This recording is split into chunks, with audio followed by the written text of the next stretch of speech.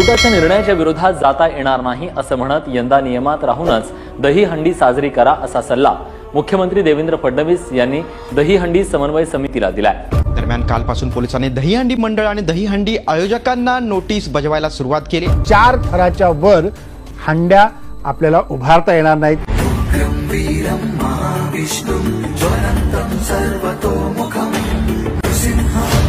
इतकी वर्ष चाललेल्या गोष्टी यांना अचानक एकदम त्याच्यावरती बंधनं आणायचा अधिकार कोणी दिला? मोहरमच्या मिरवणुका निघतात, त्यामुळे त्याच्यामध्ये पाठीवरती मारून घेत असतात, रक्त काढत असतात, ते सगळं रक्त रस्त्यावरती वाहत असतं। त्या बाबतीत निर्णय द्याल का? कारण ते अंगावरती येतील म्हणून तिकडे निर्णय नाही। आम्ही सहन करणार, आम्ही ऐकून घेणार। सरकारने जरी आचारसंहिता आखून दिली असती तरी या सगळ्या गोष्टी झाल्या असत्या। कोर्टाचा संबंध काय या गोष्टींशी? दहीहंडीच्या विषयामध्ये सुप्रीम कोर्टापर्यंत प्रकरण जातं।